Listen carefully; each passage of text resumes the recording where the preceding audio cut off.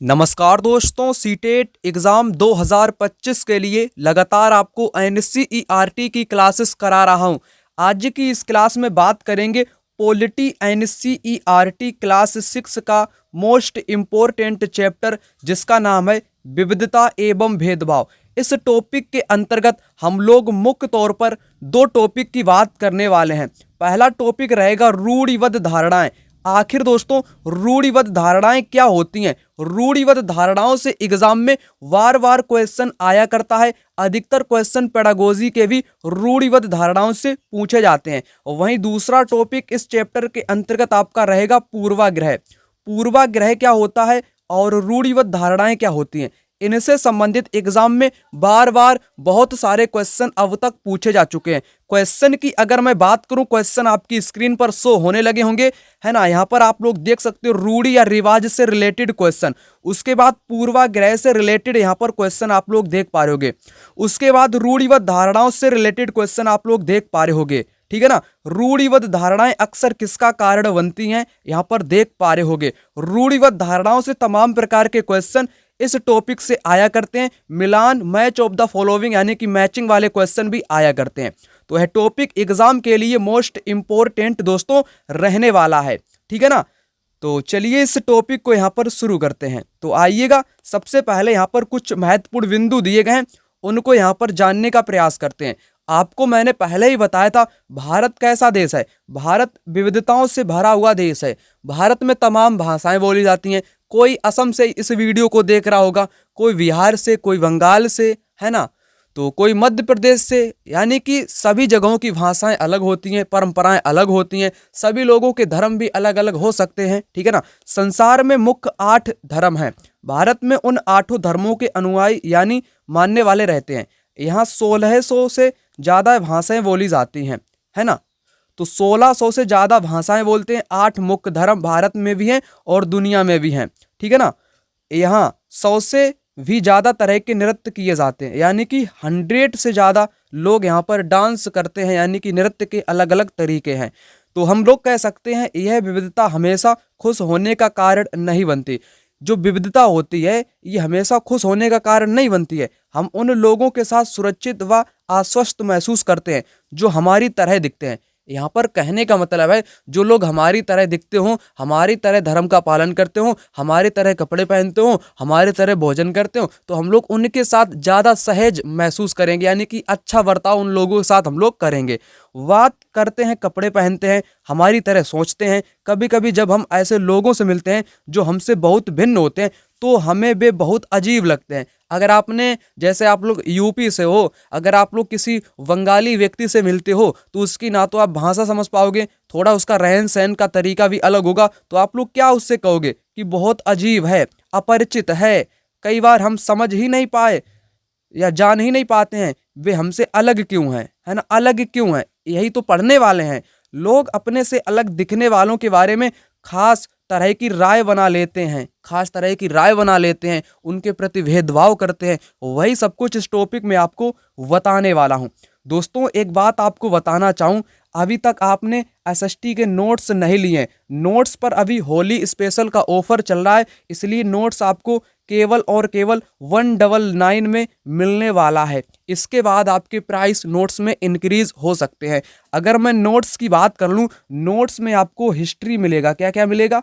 History, geography, polity, history, geography, polity and pedagogy, ठीक है ना। ये 4 सेक्शन आपको कंप्लीट मिलने वाले हैं। हिस्ट्री में आपको 6, 7, 8 तीनों क्लास की हिस्ट्री मिलेगी, कंप्लीट मिलेंगी। चैप्टर वाइज पीवाईक्यू क्वेश्चन भी रहेंगे। ज्योग्राफी भी आपको कंप्लीट मिलेगी, 6, 7, 8 चैप्टर वाइज पीवाईक्यू। उसी प्रकार पॉलिटी मिलेगी। और पेडागोजी में क्या होगा, 2011 से अब तक के सारे क्वेश्चन आपको इसी में मिल जाएंगे, मात्र 199 रुपये में। आपकी स्क्रीन पर मोबाइल नंबर शो हो रहा होगा, 9696400597। इस नंबर पे आप लोग व्हाट्सएप पर मैसेज करना या आप लोग कॉल कर सकते हो। मैं आपसे बात करूंगा और आपको नोट्स प्रोवाइड कराऊंगा दोस्तों, ठीक है ना। तो अब यहाँ पर जो मैं बात करने वाला था दोस्तों, कुछ ग्रामीण लोगों की बात कर लूँ, गाँव के लोगों की यहाँ पर बात कर लूँ। इनसे कुछ कथन ग्रामीण लोगों को अज्ञानी की तरह देखते हैं। जैसे कोई पढ़ा लिखा आदमी है, वो गांव के लोगों को समझता है कि गांव के लोग गंवार होते हैं, अज्ञानी होते हैं, है ना। जबकि शहर में रहने वाले लोगों को आलसी एवं सिर्फ पैसे से सरोकार रखने वालों की तरह देखते हैं। हम लोग जो गांव में रहते हैं वो सोचते हैं शहर वाले आलसी हैं, केवल वो पैसों की तलाश में रहते हैं। वहीं शहर वाला सोचता है कि गांव वाले गंवार हैं, वो अज्ञानी हैं, वो कुछ भी नहीं जानते, टेक्नोलॉजी से अपरिचित रहते हैं। ठीक है ना। तो जब हम किसी के बारे में पहले से कोई राय बना लेते हैं और उसे हम अपने दिमाग में बिठा लेते हैं तो वह पूर्वाग्रह का रूप ले लेती है। ज़्यादातर यह राय नकारात्मक होती है। लोगों को आलसी या कंजूस मानना भी पूर्वाग्रह है। तो यहाँ पर ये बहुत इंपॉर्टेंट लाइन लिखी हुई है, बहुत इंपॉर्टेंट लाइन लिखी हुई है, पूर्वाग्रह की परिभाषा दी गई है। तो पूर्वाग्रह क्या होता है? जब हम किसी के प्रति पहले से ही राय बना लेते हैं और अपने दिमाग में बिठा लेते हैं कि वह व्यक्ति ऐसा है या ऐसा कुछ करता है, तो उसे बोलते हैं पूर्वाग्रह। ज़्यादातर जो पूर्वाग्रह होती है वो कैसी होती है? नेगेटिव, यानी कि नकारात्मक होती है। जैसे लोगों को आलसी कहना या कंजूस मानना भी क्या है? ये आपका पूर्वाग्रह है ना। क्या है दोस्तों? पूर्वाग्रह। पूर्वाग्रह के कुछ उदाहरण आपको यहाँ पर समझाना चाहूँ, ध्यान से आप लोग यहाँ पर समझना। ये पूर्वाग्रह के उदाहरण है। इस बार एग्जाम में यहाँ से क्वेश्चन भी आया था। आधे से ज़्यादा भारतीय गांव में रहते हैं, आधे से ज़्यादा भारतीय गांव में रहते हैं। गांव के लोग आधुनिक प्रौद्योगिकी का इस्तेमाल करना पसंद नहीं करते हैं। ये क्या है दोस्तों? ये आपके ग्रामीण लोग के बारे में पूर्वाग्रह मैं आपको बता रहा हूँ। जैसे गांव के लोग आधुनिक टेक्नोलॉजी का यूज नहीं करते हैं, तो ये क्या है? ये गांव के प्रति पूर्वाग्रह है। वहीं फसल की बुवाई और कटाई के समय परिवार के लोग खेत में 12 से 14 घंटा काम करते हैं, ये कोई नहीं है। इसमें आपको ढूंढना है कौन सा पूर्वाग्रह था। तो पूर्वाग्रह आपका पहला वाला यहाँ पर सही हो जाएगा। ये पूर्वाग्रह की यहाँ पर बात कही गई है। उसके बाद ग्रामीण लोग काम की तलाश में शहरों की ओर स्थानांतरित करने को बाध्य करते हैं, ये कोई पूर्वाग्रह नहीं, ये बात तो सही है।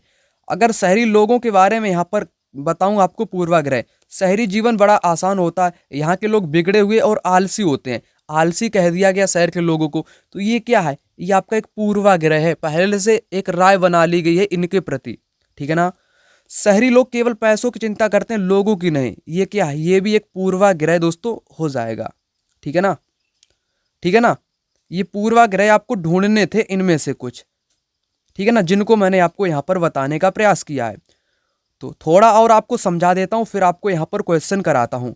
जब हम यह सोचने लगते हैं किसी काम को करने या कोई एक तरीका ही अच्छा और सही हो, तो हम अक्सर दूसरों की इज्जत नहीं कर पाते हैं, उसी काम को दूसरी तरह से करना पसंद करते हैं। उदाहरण के लिए, अगर हम सोचें कि अंग्रेजी सबसे अच्छी भाषा है, दूसरी भाषाएं महत्वपूर्ण नहीं है, तो हम अन्य भाषाओं को बहुत नकारात्मक रूप से देखेंगे।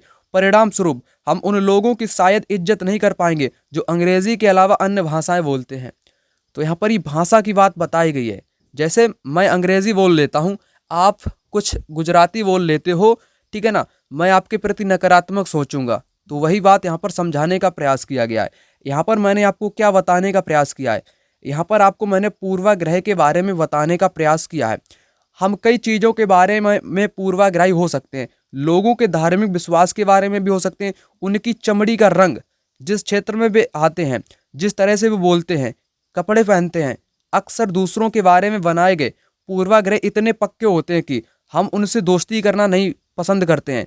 इस वजह से कई बार हमारा व्यवहार ऐसा होता है कि हम उन्हें दुख पहुंचा देते हैं। तो पूर्वाग्रह बहुत खतरनाक होती है दोस्तों। राय बन जाती है, एकदम पक्की राय बन जाती है ना। रंग के आधार पर या काले गोरे के भेद पे भी बन जाती है, धर्म के आधार पर बन जाती है, भाषा के आधार पर भी बन जाती है, कपड़े पहनने के आधार पर भी पूर्वाग्रह रूप ले लेती है। ठीक है ना। तो आपको यहाँ पर पूर्वाग्रह के बारे में मैंने बता दिया, ठीक है ना, पूर्वाग्रह। अब उससे रिलेटेड क्वेश्चन यहाँ पर आपको दिखाता हूँ, ठीक है ना। तो पूर्वाग्रह वाला क्वेश्चन आपकी स्क्रीन पर आ चुका होगा। जितने भी लोग क्या करते हैं, जैसे आपने जो मोबाइल में आप लोग वीडियो देख रहे हो, अब आप लोग क्या करोगे, इसका स्क्रीनशॉट ले लोगे और अपनी नोट्स में इसको कॉपी कर लोगे, ठीक है ना। आप क्या करते हो, स्क्रीनशॉट इसका ले लेते हो। अब की बार से मैं क्या करूँगा, आपको क्वेश्चन ही नहीं कराऊंगा, क्योंकि ये नोट्स हैं, आपके पैड नोट्स हैं। थोड़ा बहुत मैं आपको यहाँ पर करा देता हूँ ताकि आपको अच्छे ढंग से समझ में आ सके। इसलिए कहता हूँ आप लोग नोट्स ले लेना। 199 में आपको सिर्फ अभी मिल रहा है, ठीक है ना। कोई बड़ी फीस नहीं है, क्योंकि कंप्लीट नोट्स आपको मिलेगा, कंप्लीट सब कुछ खत्म करके आपको दे दूंगा, है ना। तो आप लोग बार बार स्क्रीनशॉट लेते हो वगैरह कुछ करते हो, तो इसका काम बंद कर दूंगा नेक्स्ट वीडियो से, ठीक है ना। तो आज आप ले सकते हो स्क्रीनशॉट जितना ले सको। पूर्वाग्रह का अर्थ होता है लोगों के बारे में नकारात्मक राय बनाना, बिल्कुल सही। लोगों को हीनता की दृष्टि से देखना, नकारात्मक राय बनाना तो एनसीईआरटी में दिया गया था, सही है। लोगों को एक छवि में बांधना नहीं, छवि में बांधना तो आपका रूढ़िवाद होता है। छवि में अगर बांधोगे ना वो रूढ़िवाद कहलाता है। तो केवल और केवल ए यहाँ पर सबसे उपयुक्त हो जाएगा। हीनता की दृष्टि से देखना ये भी एक रूढ़िवाद के अंतर्गत आता है दोस्तों, है ना। पहला वाला सबसे उपयुक्त आपका हो जाएगा। उसके बाद यहाँ पर आपको कराऊंगा क्वेश्चन, ठीक है ना। जैसे पूर्वाग्राही होने का एक और क्वेश्चन है 2023 में आया है, किसी के प्रति पूर्वाग्राही होने का अर्थ उन्हें नकारात्मक रूप से देखना, सही हो जाएगा। उन्हें उत्तम श्रेष्ठ मानना, उत्तम श्रेष्ठ नहीं मानते लोग, यहाँ पर उनका अनादर करते हैं, ये गलत हो जाएगा। बी तो गलत है, बी जिन जिन में होगा वो आपका हट जाएगा, बचेगा ACD जो कि राइट आंसर हो जाएगा। जो लोग भिन्न है उनका अनादर करना भी शामिल है पूर्वाग्राही में। समूह के सदस्यों के विरुद्ध भेदभाव करना भी शामिल है। तो ACD इस क्वेश्चन का यहाँ पर राइट आंसर हो जाएगा, ठीक है ना। ठीक है ना दोस्तों। उसके बाद अभी आपको ये कराऊंगा, दिसंबर 2024 में क्वेश्चन आया था, ठीक है ना। अभी मैं आपको रूढ़िवाद धारणा समझा दूं, उसके बाद में यहाँ पर आपको करा देता हूँ क्वेश्चन। तो अब देखो यहाँ पर बात करें लड़के और लड़की में भेदभाव की, कि लड़की खाना पकाने में अच्छी होती है, लड़के ड्राइवर अच्छे होते हैं, उनसे संबंधित यहाँ पर कुछ चीज़ों को आपको बताऊंगा, है ना। तो ये क्या होता है, भेदभाव होता है। क्या होता है, भेदभाव होता है। जैसे यहाँ पर कुछ आपके दिए गए हैं कथन भेदभाव वाले। वे बहुत ही सुशील हैं। सुशील कौन होती हैं, गर्ल होती हैं। यहाँ पर जी से मतलब लड़कियों से मैं कह रहा हूँ, बी का मतलब बॉय, लड़कों से, ठीक है ना। वे बहुत सुशील होती हैं, कौन, लड़कियाँ सुशील होती हैं। ये क्या है, ये उनके प्रति एक भेदभाव है। उनका बात करने का तरीका सौम्य और मधुर है। ये किसके बारे में, ये भी गर्ल्स के बारे में। वे शारीरिक रूप से बलिष्ठ है। बलिष्ठ कौन, पुरुष यानी कि वॉयस, ये लड़के के प्रति है। वे शरारती हैं, लड़कियां शरारती होती हैं, ऐसा कहना है। वे नृत्य करने और चित्रकारी में निपुण है, कौन, गर्ल्स यानी कि लड़कियां। उसके बाद वे रोते नहीं हैं, कौन नहीं रोते हैं, लड़के नहीं रोते हैं। बॉय के बारे में है भेदभाव वाला कथन। वे उद्यमी हैं। उद्यमी शायद लड़के या मेरे हिसाब से यहाँ पर लड़की में उद्यमी कहा जाता है ना। वे खेल में निपुण है। खेल में निपुण कौन है, लड़के। वे खाना पकाने में निपुण है, कौन, लड़कियां। वे भावुक हैं यानी कि रोने वाले, कौन, लड़कियां, गर्ल्स। तो यही आपको ढूंढ करके बताना था, इतना मैंने आपको बताया। यहीं से एग्जाम में इस बार क्वेश्चन भी डायरेक्ट उठा करके पूछा गया था, उसको अभी मैं आपको यहाँ पर कराऊंगा, ठीक है ना। हाँ, तो इतना आपको और समझा देता हूँ। देखो अगर हम इन कथन को ले लें, वे रोते नहीं हैं, तो आप देखेंगे कि यह गुण आमतौर पर लड़कों या पुरुषों के साथ जोड़ा जाता है, कि रोते नहीं है तो ये लड़कों के साथ जोड़ा जाता है। बचपन में जब लड़कों को गिर जाने पर चोट लग जाती थी तो माता पिता एवं परिवार के अन्य सदस्य अक्सर यह कहकर चुप कराते थे कि तुम रो मत, तुम लड़के हो। तो रो मत, लड़के हो, ये किसके बारे में यहाँ पर कथन बन गया, पक्का धारणा बन गया। तो ये लड़के के बारे में बन गया। और लड़के के बारे में है कि लड़के बहादुर होते हैं, रोते नहीं हैं, विश्वास करने लगते हैं, लड़के रोते नहीं हैं। ये किसके बारे में, ये लड़के के बारे में है, ठीक है ना। ठीक है ना, इतना आपको समझा दिया। उसके बाद क्या है दोस्तों, इसमें क्या है क्या है क्या है, हाँ हाँ, ये वाला और आप लोग देख लो। वे कोमल और मृदु स्वभाव की हैं, वे बहुत सुशील हैं। ऐसे कथनों को लेकर सिर्फ और लड़कियों पर लागू किए जाते हैं कि वो खाना पकाने में अच्छी होती हैं, है ना, आपको पता होना चाहिए। तो ये कुछ धारणाएं थी, क्या थी दोस्तों, ये आपकी कुछ मान्यताएं कह लो, इनको मान्यताएं कह लो या धारणाएं कह लो, है ना। इनसे रिलेटेड क्वेश्चन एग्जाम में इस बार आया था। ये वाला आप लोग देख पा रहे होगे, दिसंबर 2024 वाला एग्जाम जो आपका 14-15 को हुआ था, उसी में आया था ये वाला। निम्नलिखित में से कथन रूढ़ि व धारणा को इंगित करते हैं। एक अभिभावक अपने बच्चे से कहता है, मत रो तू एक लड़का है, मत रो तू एक लड़का है। ये एक रूढ़िबद्ध हो जाएगा दोस्तों, सही है। शहरों में लोग पैसे के बारे में ध्यान रखते हैं, लोगों के बारे में नहीं। ये क्या है, ये तो पूर्वाग्रह है। शहर और गांव के बारे में आपको अवगत कराया था ना, तो ये क्या हो जाएगी, ये पूर्वाग्रह हो जाएगी। लड़कियों को खाना बनाना सीखना चाहिए, लड़कियों को खाना बनाना सीखना चाहिए, तो ये क्या है, ये आपकी रूढ़िबद्ध धारणा हो जाएगी, सही है। शहरों में जीवन सरल और परिष्कृत है, ये तो आपकी पूर्वाग्रह है, पूर्वाग्रह है। क्या है, पूर्वाग्रह है। तो मैंने आपको पूर्वाग्रह और रूढ़िबद्ध धारणाओं के बारे में बताया था ना। तो पूर्वाग्रह शहर और गांव के प्रति यहाँ पर हो जाएगी कि गांव के लोग टेक्नोलॉजी का यूज नहीं करते हैं, तो ये क्या है, ये पूर्वाग्रह है। शहर के लोग आलसी होते हैं, ये क्या है, ये पूर्वाग्रह है। ठीक है ना दोस्तों, तो आपका ये गलत हो जाएगा, ये गलत हो जाएगा क्योंकि ये पूर्वाग्रह है। ए एंड सी, ए सी यहाँ पर इस क्वेश्चन का राइट जवाब हो जाएगा। ठीक है ना, यहाँ पर लिख भी दिया मैंने, बी डी पूर्वाग्रह है, ए सी रूढ़िबद्ध धारणा है। तो आप लोग नोट्स को अवश्य रूप से ले लेना दोस्तों, क्योंकि बार बार मेरे को यहाँ पर कहना पड़ता है।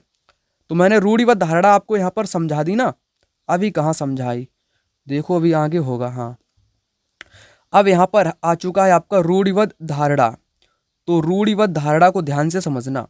जब हम सभी लोगों को एक छवि में बांध देते हैं या इमेज में उनको जड़ देते हैं, उनके बारे में पक्की धारणा बना लेते हैं, तो उन्हें रूढ़िबद्ध धारणा कहते हैं। कई बार हम किसी खास देश, धर्म, लिंग के होने के कारण किसी को कंजूस, अपराधी, बेवकूफ़ ठहराते हैं। ऐसा दरअसल उनके बारे में मन में एक पक्की धारणा बना लेने का कारण होता है। तो ये क्या है, ये एक रूढ़िबद्ध धारणा है। ठीक है ना, तो हम किसी को एक ही छवि में बांध देते हैं, पक्की धारणा बना लेते हैं, तो वह रूढ़िबद्ध धारणा कहलाती है दोस्तों। ठीक है ना, यहाँ पर आप लोग देखो, यहाँ पर देखो, ये महत्वपूर्ण लाइन है। रूढ़िबद्ध धारणाएं बड़ी संख्या में लोगों को एक ही प्रकार के खांचे में जड़ देती हैं। जैसा माना जाता था कि हवाई जहाज उड़ाने का काम लड़कियां नहीं कर सकती, इन धारणाओं का असर हम सब पर पड़ता है, सभी लड़कियों पर पड़ता है। कई बार ये धारणाएं हमें ऐसे काम करने से रोकती हैं जिनको करने की काबिलियत शायद हम में हो। तो यही आपकी रूढ़िबद्ध धारणाएं होती है, काबिलियत को रोकती है। जैसे लड़का ये कर सकता है, लड़कियां नहीं कर सकती, ये क्या है, यही तो दोस्तों रूढ़िबद्ध धारणाएं हैं। तो रूढ़िबद्ध धारणा आपकी हो जाती है यहाँ पर खत्म हो जाती है। ठीक है ना, अब क्वेश्चन रूढ़िबद्ध वाले आपको करा दूं शायद। स्क्रीनशॉट आप लोग बहुत लेते हो क्वेश्चन का, मेरे को पता चल गया है ना। तो नोट्स आप लोग ले लेना, क्योंकि बार बार इस प्रकार की वीडियो आपको प्रोवाइड नहीं कराई जाएगी। एक पीढ़ी से दूसरी पीढ़ी में हस्तांतरित मूलों, विश्वासों, विचारों व लक्षणों को रिवाज या रूढ़ी कहते हैं। ये सही हो जाएगा यहाँ पर। उसके बाद पूर्वाग्रह मैंने आपको कराया। यहाँ पर रूढ़िबद्ध वाला क्वेश्चन आप लोग देख पा रहे होंगे। रूढ़िबद्ध धारणाओं के संदर्भ में, रूढ़िबद्ध धारणाएं हमें प्रत्येक व्यक्ति को अनोखे, अलग व्यक्ति जिनके पास खास गुण व क्षमताएं हों के रूप में देखने से रोकती हैं। तो पहली बात तो सही है कि जो काबिलियत हम में होती है उनको रोकती है। रूढ़िबद्ध धारणाएं बड़ी संख्या में लोगों को एक ही प्रकार के खांचे में जड़ देती हैं। सही बात हो जाएगी दोस्तों, जड़ देती हैं। रूढ़िबद्ध धारणाओं का हम सब पर असर पड़ता है। जैसे लड़कियां एरोप्लेन नहीं चला सकती हैं, लड़के चलाते हैं, इनका असर हम पूरे समाज पे पड़ता है, लड़कियों के समाज पे पड़ता है। तो आप लोग यहाँ पर समझ पा रहे होगे। तो तीनों यहाँ पर सही आपके हो जाएंगे। उसके बाद देखो, किसी समुदाय के बारे में रूढ़िबद्ध धारणाएं अक्सर इसके हाशियाकरण का कारण बनती है। हाशियाकरण चैप्टर आपको नेक्स्ट वीडियो में करा दूंगा, है ना। किसी को एक ही छवि में बांधने का अर्थ होता है रूढ़िबद्ध धारणा। एक ही छवि में जड़ देना, खांचे में जड़ देना, पक्की राय बना लेना, है ना। तो ये क्या है, ये रूढ़िबद्ध धारणाएं होती हैं, जैसे लड़के और लड़कियों के प्रति। तो मैंने ये वाला क्वेश्चन इस बार आया था एग्जाम में, रूढ़िवादिता क्या होती है, रूढ़िवादिता का मिलान आपको करना है। रूढ़िवादिता, तो जब एक मान्यता की विशेष समूह के लोग के पास कुछ अचर लक्षण होते हैं। भेदभाव कैसे होता है, भेदभाव के बारे में भी बताऊंगा, उल्लंघन के बारे में आपको बताऊंगा, तब आप लोग यहाँ पर समझ पाओगे। इसको बाद में भी आपको यहाँ पर कराता हूँ, ठीक है ना। यहाँ पर भी रूढ़िबद्ध वाला क्वेश्चन है, जनवरी 2024 में आया था। रूढ़िबद्ध धारणाएं लोगों को ऐसे काम करने से रोकती हैं जिनमें वे अच्छे होते हैं। सही दिया गया है। रूढ़िबद्ध धारणाएं हमें व्यक्ति के अनोखे गुणों और कौशल को सीखने से रोकती हैं तथा उन्हें एक ही प्रकार के खांचे में जड़ देती हैं। बार बार एग्जाम में आता है, तो दोनों सही हो जाएंगे और सही व्याख्या भी करते हैं। नोट्स आप लोग अवश्य रूप से ले लेना। मोबाइल नंबर मैं यहाँ पर लिख देता हूँ, 9696400597। इस नंबर पे आप लोग व्हाट्सएप पर मैसेज करना या कॉल भी कर सकते हो। नोट्स चाहिए, फटाक से आपको नोट्स प्रोवाइड कराऊंगा, ठीक है ना। प्राइस मैंने आपको बता ही दिया है। ये वाला क्वेश्चन अभी आपको कराया था। चलिए अब आगे बात कर लेते हैं। देखो, अब यहाँ पर बात करूंगा मैं असमानता एवं भेदभाव। असमानता क्या होता है, भेदभाव क्या होता है। भेदभाव तब होता है जब लोग पूर्वाग्रहों या रूढ़िबद्ध धारणाओं के आधार पर व्यवहार करने लगते हैं। देखो, पूर्वाग्रह क्या होता है? नकारात्मक होता है, लोगों को नीचता दिखाता है। रूढ़िबद्ध धारणा क्या होती है? किसी के प्रति रूढ़िबद्ध धारणाएं बन जाती हैं, उनको एक ही प्रकार के खांचे में जड़ देती हैं। व्यक्ति के अंदर अनोखे गुण होते हैं, क्षमताएं होती है, उनमें काबिलियत होती है, उनको रोकने का प्रयास करती है रूढ़िबद्ध धारणा। तो इसी के आधार पर दोस्तों भेदभाव होता है। भेदभाव किस आधार पर होता है? पूर्वाग्रह या रूढ़िबद्ध धारणाओं के आधार पर ही होता है। देखो, लोगों को नीचा दिखाने के लिए कुछ करते हैं, ठीक है ना। जैसे एक यहाँ पर कहानी की तरह समझो, किसी खास नौकरी को पाने से रोकते हैं, या किसी मोहल्ले में रहने नहीं देते हैं, एक ही कुएं या हैंडपंप से पानी नहीं निकालने देते हैं, दूसरों द्वारा इस्तेमाल किए जा रहे कप या गिलास में चाय नहीं पीने देते हैं। इसका मतलब कि आप इनके साथ भेदभाव कर रहे हो। किसी को चाय नहीं पीने देते हो एक ही कप में, या नल है या जो हेड पंप है या जो कुआं है उनसे व्यक्ति को आप पानी नहीं भरने देते हो। यही तो आपका भेदभाव होता है ना। तो आप लोग यहाँ पर समझ पा रहे होगे, ठीक है ना। उसके बाद एक यहाँ पर शब्द आया है दलित। दलित दलित एक बढ़िया कहानी भी आपको बताऊंगा। दलित दलित शब्द जो नीची कही जाने वाली जाति के लोग अपनी पहचान के रूप में इस्तेमाल करते हैं, वे इस शब्द को अछूत अछूत से ज्यादा पसंद करते हैं।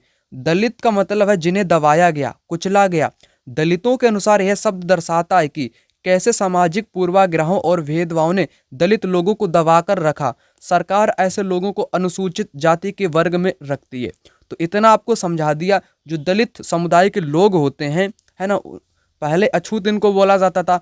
इनको किस जाति में रखा गया? अनुसूचित जाति में रखा गया है। इनके प्रति दोस्तों बहुत लोग भेदभाव किया करते थे, इनको दबा करके रखा गया था, इसलिए इसका नाम कर दिया गया दलित। एक बात आपको बताऊं, जो अछूत लोग होते हैं, माफ करना जो मैं आपको बताना चाहूं, लेकिन आपको यहाँ पर सुनना पड़ेगा। अछूत अछूत शब्द बहुत अच्छा था। अछूत शब्द की मैं बात करूं, एक शब्द सम्मानीय शब्द था दोस्तों। अछूत का अर्थ क्या होता है?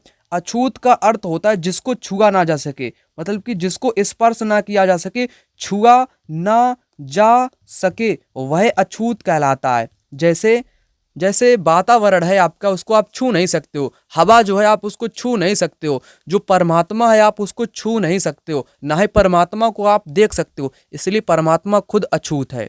दोस्तों यहाँ पर ध्यान से समझना, लेकिन मैं बात नहीं करता हूँ इन टॉपिक पे, कभी कभी कर देता हूँ, ठीक है ना। तो अछूत तो आपका परमात्मा भी हुआ। फिर इन लोगों को नीचता, बहुत समाज में भेदभाव करते हैं, ठीक है ना। ये भेदभाव खत्म कर देना चाहिए, जो कि जाति के आधार पर अधिकतर समाज में देखने को मिलता है, ठीक है ना।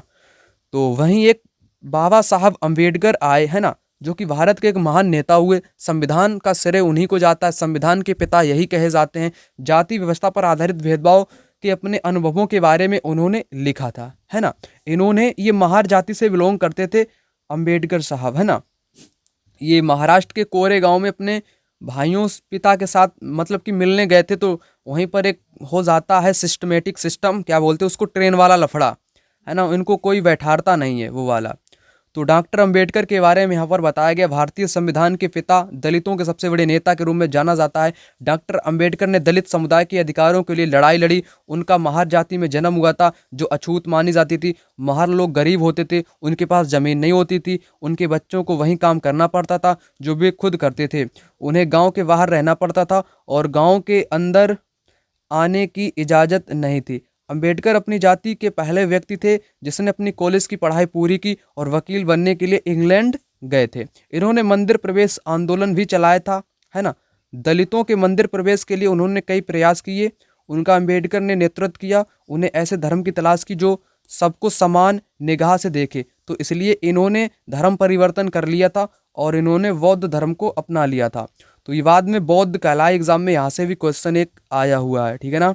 समानता के लिए संघर्ष, यानी कि समानता पाने के लिए लोगों ने संघर्ष भी किया, लड़ाइयां भी लड़ी थी, वही मैं आपको बताने वाला हूं। देखो, ब्रिटिश शासन से आज़ादी पाने के लिए जो संघर्ष किया था, उसमें समानता के व्यवहार के लिए किया गया संघर्ष भी शामिल था। यानी कि समानता पाने के लिए संघर्ष किया गया था जब भारत अपना आज़ाद हुआ उसके लिए। दलितों, औरतों, जनजातीय लोगों और किसानों ने अपने जीवन में जिस गैर बराबरी का अनुभव किया, उसके खिलाफ उन्होंने लड़ाई लड़ी थी, है ना। उन्होंने भी लड़ाई लड़ी थी, ठीक है ना। बहुत सारे दलित ने संगठित होकर मंदिर में प्रवेश पाने के लिए संघर्ष किया था। महिलाओं ने मांग की, जैसे पुरुषों के पास वोट डालने का अधिकार है, वैसे ही महिलाओं के पास भी वोट डालने का अधिकार होना चाहिए और उन्हें शिक्षा का अधिकार मिलना चाहिए। उन्हें अधिकार मिलना चाहिए। किसानों और दलितों ने अपने जमींदारों और उनकी ऊंची ब्याज की दर से छुटकारा दिलाने के लिए भी संघर्ष किया था दोस्तों, ठीक है ना। उसके बाद इस टॉपिक में कुछ भी महत्वपूर्ण नहीं रह जाता है, जो महत्वपूर्ण था उसको मैंने यहाँ पर आपको बताने का प्रयास किया है। उसके बाद यहाँ पर कुछ ज़्यादा महत्वपूर्ण नहीं है, थोड़ा बहुत हो सकता है, उसको यहाँ पर बता देता हूँ। संविधान के लेखकों ने यह भी कहा कि विविधता की इज्जत करना, उसे मूल्यवान मानना, समानता सुनिश्चित करने में बहुत ही महत्वपूर्ण कारक है। उन्होंने यह महसूस किया कि लोगों को अपने धर्म का पालन करने, भाषा बोलने, त्यौहार अपनाने की आज़ादी है, ठीक है ना। ये तो आप सभी को पता ही होगा, सभी को आज़ादी है अपने अपने धर्म पालन करने का। तो यहाँ पर चैप्टर आपका हो जाता है ख़त्म, ठीक है ना। कुछ क्वेश्चन आपके शायद छूट गए हों तो उनको यहाँ पर आपको करा देता हूँ, ठीक है ना, उनको आपको यहाँ पर करा देता हूँ। एक यहाँ पर ये वाला कथन है, ये महात्मा गांधी ने कथन कहा था। किसने कहा कि मैं यह विचार सहन नहीं कर सकता, जिस आदमी के पास संपत्ति है वह वोट दे सकता है, लेकिन वह आदमी दिन भर अपना पसीना बहाकर ईमानदारी से काम करता है, वह वोट नहीं दे सकता है, क्योंकि उसने गरीब आदमी होने का गुनाह किया है। तो यह एम.के. गांधी का कथन है, महात्मा गांधी का यह कथन है, एग्जाम में आया करता है। नारी मताधिकारी आंदोलनकारियों ने निम्नलिखित में से कौन सी मुख्य मांग उठाई थी? तो उनको क्या होना चाहिए, महिलाओं को मताधिकार मिलना चाहिए, है ना, मताधिकार मिलना चाहिए दोस्तों। तो ठीक है ना, महिला मताधिकार के बारे में यहाँ पर आपके नोट्स में सारी डिटेल्स आपको मिल जाएगी, ठीक है ना। और 1931 में यंग इंडिया पत्रिका में गांधी जी ने ऐसा लिखा था, वो भी आपको यहीं पर देखने को मिल जाएगा। ये सारे क्वेश्चन मैंने आपको यहाँ पर करा दिए, ठीक है ना। तो नोट्स में अभी अभी मैंने आपको यहाँ पर पूर्वाग्रह के बारे में यहाँ पर समझाया, ग्रामीण लोगों के बारे में समझाया, है ना, शहरी लोगों के बारे में यहाँ पर मैंने आपको समझाया। फिर मैंने लड़के और लड़कियों के प्रति जो भेदभाव किया जाता है, लड़कियों के बारे में और लड़कों के बारे में, बहुत सुशील, खाना पकाने में, रोते नहीं, ये सब कुछ मैंने आपको बताया। वहीं रूढ़िबद्ध धारणाओं के बारे में आपको यहाँ पर कंप्लीट जानकारी प्रोवाइड करा दी। तो क्वेश्चन के साथ इस वीडियो को यहाँ पर समाप्त करते हैं, मिलते हैं दूसरी वीडियो में, तब तक के लिए जय हिंद। नोट्स खरीदना मत भूलना, 9696 400 597 इस नंबर पे आप लोग कॉल या मैसेज करना, नोट्स आपको प्रोवाइड कराए जाएंगे।